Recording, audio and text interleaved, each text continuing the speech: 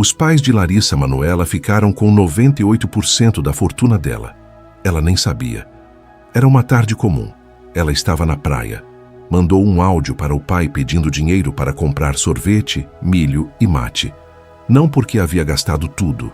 Não porque era irresponsável. Mas porque ela simplesmente não tinha acesso ao próprio dinheiro. Essa mulher faturava R$ 1 milhão por mês. Quando ela finalmente conseguiu ver os documentos da empresa que carregava o resultado de 18 anos do seu trabalho, encontrou um número que mudou tudo. 2%. Ela tinha 2% da própria empresa. Os pais tinham 98%. E ela nunca havia sido informada disso. Mas ainda não é o pior.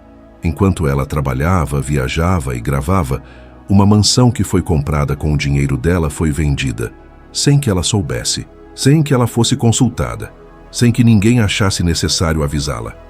E no ano em que tudo isso veio à tona, ela se casou, numa cerimônia reservada, intimista, exatamente do jeito que sempre quis.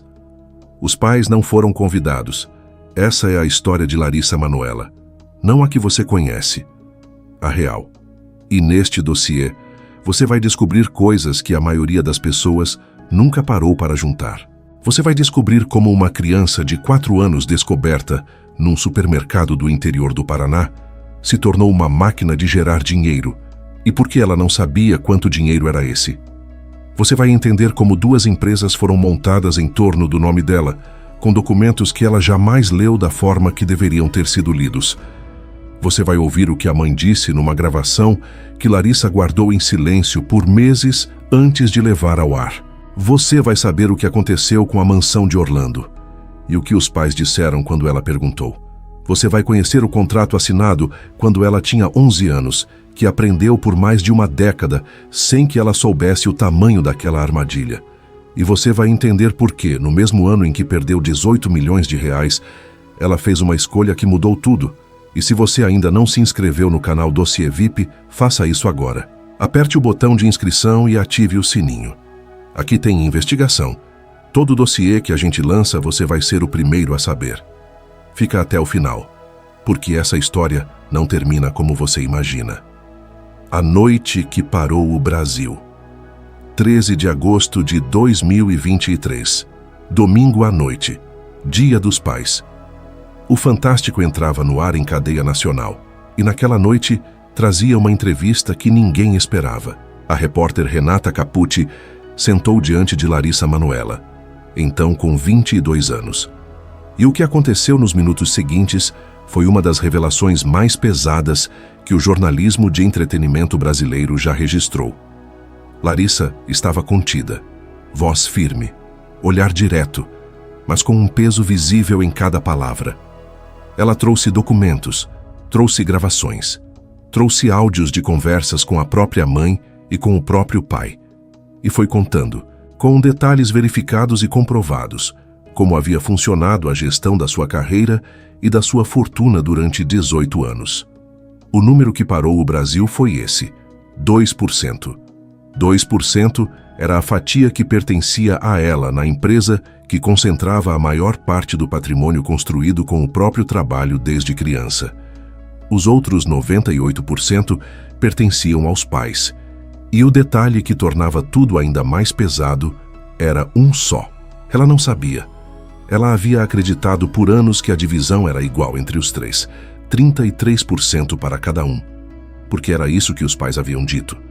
A repercussão foi imediata. Em horas, o nome de Larissa Manoela estava nos trending topics de todas as plataformas. O Brasil inteiro tinha uma opinião. Todo mundo falava. Mas para entender por que aquele número doía tanto, precisamos ir muito mais atrás. Larissa Manoela não nasceu famosa. Ela foi descoberta por acidente, dentro de um supermercado com 4 anos de idade. E foi exatamente naquele momento que a máquina começou a girar. Como a criança do supermercado que virou império. Guarapuava, interior do Paraná. Não é o tipo de cidade que aparece nos noticiários nacionais com frequência, mas foi de lá que saiu uma das maiores estrelas do entretenimento brasileiro das últimas 2 décadas. Larissa Manoela Taques. Elias Santos nasceu no dia 28 de dezembro de 2000. Filha única. mãe pedagoga, pai consultor imobiliário. Uma família comum, de cidade do interior, sem nenhuma conexão prévia com o mundo artístico, até o dia em que foram ao supermercado. Com 4 anos de idade, Larissa foi abordada por um olheiro de uma agência de talentos mirins enquanto fazia compras com a mãe. Aquele encontro casual mudou o rumo de toda a família. Com 5 anos, ela participou de um concurso chamado Projeto Passarela. Ficou em primeiro lugar entre 300 crianças. A carreira estava aberta. As viagens entre Guarapuava e São Paulo começaram ainda bebê de trajetória. Os pais, que ainda tinham suas profissões, foram abrindo mão de tudo gradualmente para acompanhar a filha. Em 2006, Larissa fez sua primeira aparição na televisão, numa série do canal GNT. Pequena participação, mas suficiente para confirmar que havia algo ali. Em 2011, com apenas 10 anos, ela contracenou no filme O Palhaço, dirigido e estrelado por Selton Mello, um longa que concorreu ao Oscar de melhor filme estrangeiro. E então veio 2012, o papel de Maria Joaquina no remake de Carrossel no SBT, e com ele, a virada definitiva. A partir daquele momento, Larissa Manoela deixou de ser uma criança talentosa para se tornar um fenômeno nacional. Shows por todo o Brasil, livros com mais de 100.000 cópias vendidas, novelas com recordes de audiência, Cúmplices de um Resgate, As Aventuras de Poliana, contratos com a Netflix. E então, em 2020, a assinatura com a TV Globo. Antes de completar 20 anos, ela já era uma das marcas mais valiosas do entretenimento brasileiro. Faturamento estimado entre 1 e 2 milhões de reais por mês. Os pais, nesse período, haviam deixado completamente para trás suas carreiras profissionais. Dedicavam o tempo integral à carreira da filha.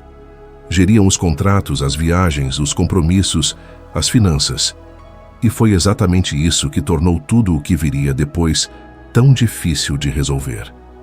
Com tanta riqueza sendo gerada, a pergunta natural era uma só. Onde estava todo esse dinheiro? A resposta estava numa empresa. Uma empresa que Larissa mal sabia que existia do jeito que existia. Outubro de 2014. Larissa tinha 13 anos e foi nesse ano que os pais abriram uma empresa. O nome era Dalari. Por ela passariam todos os contratos de trabalho da atriz, todos os pagamentos, todas as receitas de publicidade, shows, licenciamentos, cachês de novela. Era na Dalari também que ficava concentrada a maior parte do patrimônio construído ao longo de anos de carreira. Para uma criança artista, esse tipo de estrutura não é incomum. Em tese, serve para organizar as finanças, pagar impostos corretamente, proteger o patrimônio. O problema não era a existência da empresa. O problema era o que estava escrito nos documentos dela. Quando Larissa, já adulta, finalmente procurou um escritório de advocacia para entender os contratos que envolviam seu nome e seu dinheiro, os advogados encontraram o seguinte: 98% da Dalari pertenciam aos pais, 2% pertenciam a ela, 2% da empresa que concentrava praticamente todo o resultado de 18 anos de trabalho. Mas o que tornava tudo ainda mais perturbador era um detalhe que ela mesma revelou no Fantástico. Ela não sabia disso. Em gravações feitas pela própria Larissa no fim de 2022, os pais afirmavam claramente que a divisão era igual entre os três, 33% para cada um. Ela havia acreditado nessa versão por anos. Havia uma segunda empresa também. Aberta em junho de 2020, quando Larissa já tinha 19 anos. Essa pertencia 100% a ela no papel, só que havia uma cláusula. Uma cláusula que garantia que os pais eram administradores totais. Podiam tomar qualquer decisão, assinar qualquer documento, sem precisar da autorização da filha. No papel, ela era a dona. Na prática, ela não decidia nada. E se você acha que ter 2% da própria empresa era o pior desta história, espera para ouvir como era o dia a dia financeiro de uma mulher que faturava R$1 milhão por mês. Larissa Manoela não tinha conta bancária própria. Essa frase precisa de um momento para ser absorvida. Uma das atrizes mais bem pagas do Brasil, salário de R$120 mil mensais na Globo, Contratos publicitários que chegavam a R$2 milhões por campanha. Uma publicação no Instagram valendo R$150 mil. Essa mulher não tinha uma conta bancária no próprio nome. Ela vivia de mesada. Qualquer gasto fora da mesada precisava de autorização. Uma passagem aérea, uma compra considerada supérflua, qualquer coisa fora do roteiro do dia a dia, tudo passava pelo crivo dos pais.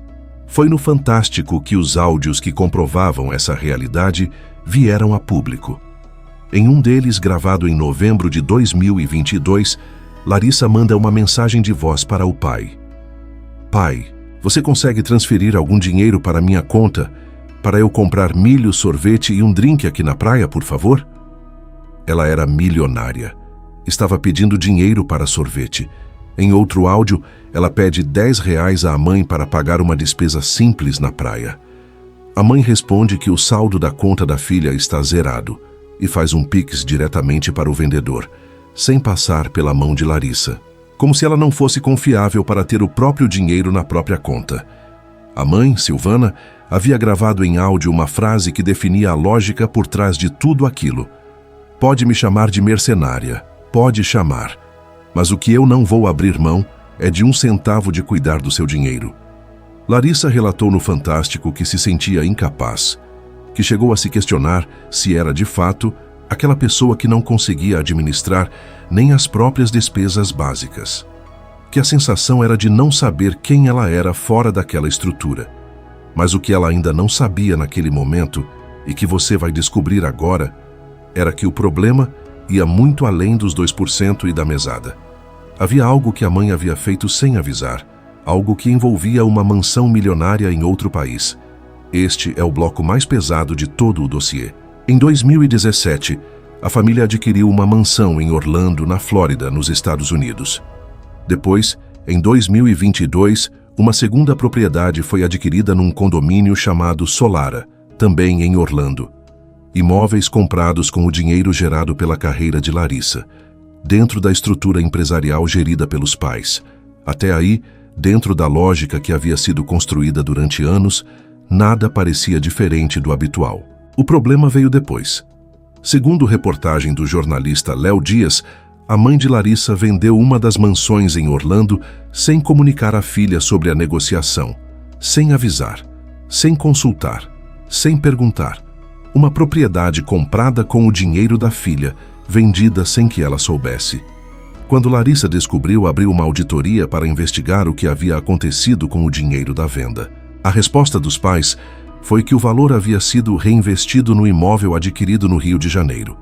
Mas para Larissa, aquilo era mais uma prova de que o controle sobre sua vida financeira era total e completamente opaco. Foi nesse contexto que ela decidiu tentar uma negociação formal. Em março de 2023, ela apresentou aos pais uma proposta de redistribuição das cotas nas empresas. Os pais fizeram uma contraproposta que ela não aceitou. Ela, então, propôs uma divisão de 50% para cada lado. Os pais concordaram com o número, mas apresentaram uma condição.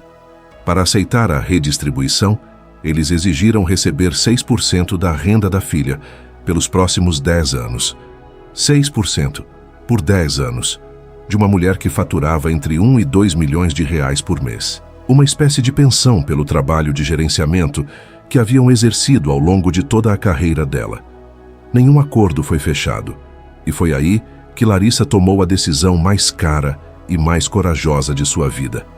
Diante de tudo isso, ela fez uma escolha que pouquíssimas pessoas teriam coragem de fazer. Ela abriu mão de tudo. E foi nesse momento que o Brasil inteiro parou para ouvi-la. Se você chegou até aqui, já percebeu que essa história é muito maior do que parecia. Deixa o like agora. Ele ajuda esse vídeo a chegar em mais pessoas. Se inscreve no canal e compartilha com alguém que precisa ver isso.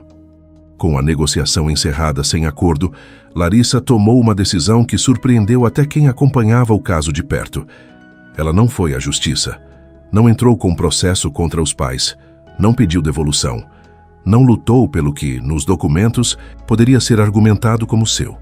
Em vez disso, ela assinou: Transferiu para os pais todo o patrimônio acumulado nas empresas, uma fortuna estimada em 18 milhões de reais. O resultado de quase 2 décadas de trabalho, os contratos de carrossel, os cachês de cúmplices de um resgate, as campanhas publicitárias, os shows, os licenciamentos, cada centavo que havia entrado pela Dalári desde 2014. Tudo isso entregue numa assinatura. Em entrevista, ela foi direta sobre o motivo. Disse que não queria uma batalha judicial contra a própria família, que o preço emocional de um processo assim seria alto demais, que queria sair, recomeçar, e que para poder fazer isso com liberdade, precisava fechar aquela porta completamente. 18 milhões de reais. O preço da liberdade. Pense nisso por um segundo. Não como número, mas como o que ele representa. São 18 anos de acordar cedo, de viajar pelo Brasil inteiro, de gravar novela, de fazer show, de sorrir para a câmera mesmo nos dias difíceis. São a infância que ela passou trabalhando enquanto outras crianças brincavam. São os ensaios, as gravações, as temporadas longe de casa. Tudo isso tinha um valor, e ela assinou embaixo e deixou para trás. Em maio de 2023, ela fundou a Mimalissa, sua primeira empresa completamente sua, sem sócios, sem cláusulas de administração em nome de terceiros, sem ninguém entre ela e as decisões sobre a própria carreira. Pela primeira vez na vida, Larissa Manoela era a única responsável pelo próprio nome. E poucos meses depois, ela foi à televisão contar ao Brasil o que havia acontecido. Agora que você sabe tudo o que estava em jogo, é possível rever aquela noite de 13 de agosto de 2023 com outros olhos. Larissa não foi ao Fantástico por impulso. Ela foi preparada. Levou documentos datados, levou gravações, levou áudios que ela mesma havia guardado meses antes, como se soubesse que um dia precisaria deles. Tudo verificado, tudo concreto, tudo apresentado com a calma de alguém que havia revisado cada detalhe antes de abrir a boca. A entrevista à repórter Renata Capucci durou minutos na televisão, mas representava meses de uma história que ela havia carregado em silêncio. A repercussão foi avassaladora. Em horas, o caso estava em todos os portais, em todos os programas, em todas as timelines. O Brasil inteiro tinha uma opinião formada antes mesmo do programa terminar. E então vieram as respostas. Os advogados de Silvana e Gilberto emitiram nota afirmando que Larissa tinha pleno conhecimento dos 2% desde 2020, quando havia assinado uma alteração contratual que constava expressamente aquele percentual. Disseram que ela nunca havia ficado sem dinheiro, que tinha cartões de crédito e comprava tudo o que desejava. Afirmaram que era ela quem se recusava a conversar com a mãe e que não respondia às mensagens do pai. Os pais também enviaram uma carta ao programa Fofocalizando, do SBT. Na carta, descreveram a dor de estarem sendo expostos publicamente. Afirmaram que haviam dedicado a vida ao sonho da filha, que jamais se arrependiam, que Larissa era e sempre seria parte integrante do lar. O pai, Gilberto, publicou nas redes sociais uma frase que circulou amplamente. Alimente um humano por 30 anos e ele te esquecerá em 3 dias. A mãe, Silvana, parou de seguir a filha. Este dossiê apresenta os 2 lados.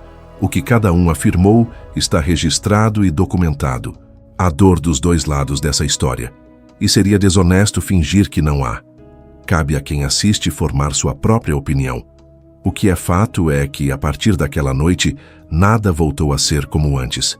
E no mesmo ano em que perdeu 18 milhões de reais e expôs os pais ao Brasil inteiro, Larissa também tomou uma das decisões mais simbólicas de toda essa história. Em 2022, durante as gravações da novela Além da Ilusão na TV Globo, Larissa Manoela e o ator André Luiz Frambach começaram a se aproximar. Os dois viviam personagens que se cruzavam na trama.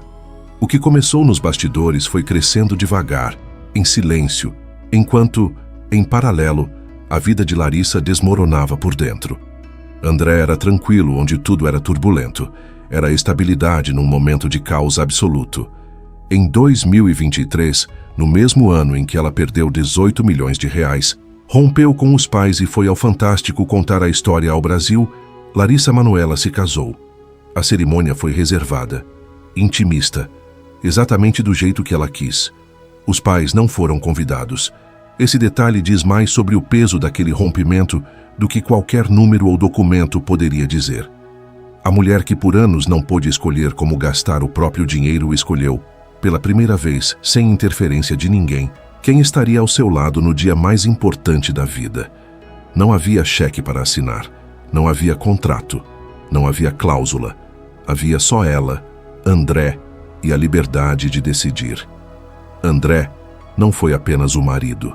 Dentro da narrativa daquele ano devastador, ele foi o recomeço. A prova de que, depois de tudo, ainda era possível construir algo completamente seu. Só que enquanto Larissa reconstruía a vida pessoal, havia ainda um problema que ela não havia conseguido resolver. Um problema que havia começado quando ela tinha 11 anos e que aprendia de uma forma que nem os pais podiam resolver por ela. Esse vídeo tá chegando na parte mais pesada da história. Se você tá gostando, deixa o like e se inscreve no canal. Isso ajuda demais o Dossiê VIP a continuar trazendo conteúdo assim para você. O contrato assinado aos 11 anos. 2012. Larissa tinha 11 anos. E foi nesse ano que seus pais assinaram, em nome dela, um contrato com a gravadora independente Deck Disc. Naquele momento, tudo fazia sentido. Larissa estava no auge de Carrossel, no SBT. A música era uma extensão natural da carreira. O contrato foi firmado com ela ainda criança, sob responsabilidade legal dos pais, como a lei permitia. Depois, quando ela tinha 17 anos, o documento recebeu um aditivo, ainda sob o consentimento deles. Por mais de uma década, esse contrato existiu sem que Larissa tivesse qualquer compreensão real do que ele significava. Quando ela se tornou independente e quis retomar a carreira musical com autonomia total, descobriu o tamanho do problema. A gravadora entendia que o contrato não tinha prazo de encerramento definido, sem prazo, sem saída clara, o que na prática significava que Larissa não podia lançar músicas fora do selo sem autorização. Mas havia algo ainda mais concreto. Ela não tinha acesso às próprias finanças nas plataformas de streaming. As músicas que ela havia gravado e lançado ao longo dos anos geravam dinheiro todo mês. Esse dinheiro existia. Só que Larissa não via esse dinheiro. Não tinha acesso ao portal de prestação de contas. Não sabia quanto entrava. Não sabia para onde ia. Uma criança havia assinado algo que aprendia por mais de uma década, sem nunca ter lido o documento, com os próprios olhos e os próprios critérios. Em janeiro de 2025, a assessoria de Larissa confirmou à CNN Brasil que ela havia iniciado processo judicial para rescindir o contrato. Sua advogada descreveu o documento como abusivo e omisso. A Deck Disc respondeu afirmando que a empresa atua há mais de 25 anos no mercado, que cumpre seus deveres contratuais e que o contrato não era vitalício, mas que, como as obras previstas não haviam sido entregues, ele continuava válido. A batalha judicial se arrastou. Em julho de 2025, a justiça deu razão a Larissa. O contrato de exclusividade foi extinto, 13 anos depois de uma criança de 11 anos ter assinado algo que não compreendia totalmente. A porta finalmente foi aberta. Com o contrato da gravadora extinto e os pais para trás, Larissa estava, pela primeira vez em 25 anos, completamente livre. E o que ela fez com essa liberdade vai te surpreender. O recomeço. De 18 milhões perdidos a Hollywood. Quando alguém abre mão de 18 milhões de reais, a primeira pergunta é simples: o que sobrou? Estimativas de mercado apontam que após o rompimento e a transferência do patrimônio das empresas para os pais, Larissa ficou com uma fortuna em torno de 10 a 12 milhões de reais, além de imóveis e contratos ativos. Não era zero, mas era substancialmente menos do que havia antes.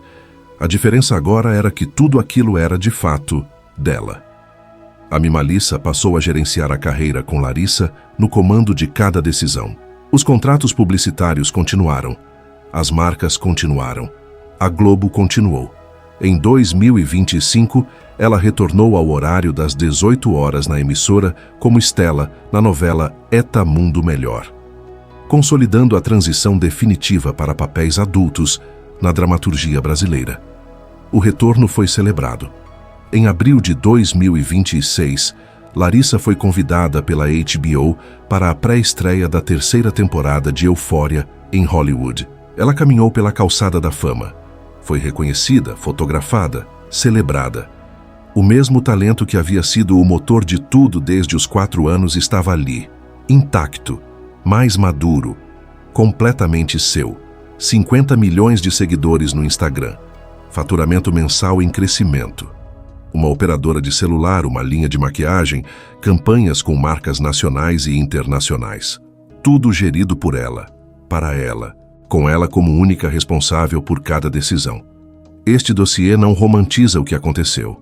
Ela perdeu muito. O que foi tirado, ou o que ela optou por deixar para trás, não volta.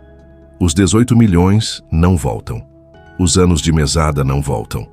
Os áudios pedindo dinheiro para sorvete não deixam de ter existido.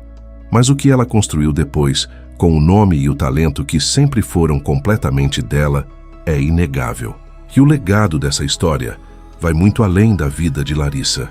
Porque o que aconteceu com ela mudou algo real no Brasil. O caso de Larissa Manoela não ficou restrito às páginas de entretenimento. Ele chegou ao Congresso Nacional. A revelação de que uma criança artista podia trabalhar por 18 anos, gerar uma fortuna milionária e chegar à maioridade sem saber exatamente o que tinha ou o que havia sido feito com o seu dinheiro, expôs um vazio legal que existia há décadas no Brasil. Em resposta direta ao caso, foi apresentada na Câmara dos Deputados uma proposta de lei voltada especificamente para regulamentar a proteção dos rendimentos de crianças e adolescentes artistas. O objetivo era simples: garantir que uma parte dos ganhos fosse reservada e protegida em benefício exclusivo da criança, fora do alcance de qualquer gestão parental. Larissa foi o exemplo mais famoso, mas ela está longe de ser o único. O Brasil tem uma longa tradição de crianças que aparecem na televisão, no cinema, na música e que geram riqueza, enquanto ainda não têm capacidade legal de decidir o que fazer com ela. A legislação que existia antes do caso não era suficiente para garantir que aquele dinheiro chegasse, de fato, às mãos de quem o havia gerado. E a pergunta que este dossiê deixa no ar é simples e incômoda. Se Larissa não tivesse gravado aquelas conversas, se ela não tivesse guardado aqueles áudios, se ela não tivesse tido coragem de sentar diante das câmeras do Fantástico num Dia dos Pais e contar tudo, alguém teria acreditado nela. Em um supermercado de Guarapuava, no Paraná, uma menina de 4 anos foi abordada por um olheiro de agência de talentos. 21 anos depois, essa mesma menina pisou na calçada da fama em Hollywood. Entre esses dois momentos, há uma história que poucos conhecem em sua totalidade.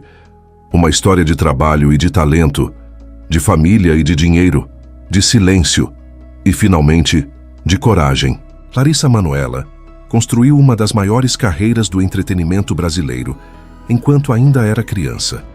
Fez isso sob uma estrutura que, segundo ela, a manteve afastada da própria fortuna por anos. Quando tentou entender o que havia sido feito com o resultado do seu trabalho, encontrou documentos que contradiziam o que havia sido dito a ela. Quando tentou negociar, não chegou a um acordo.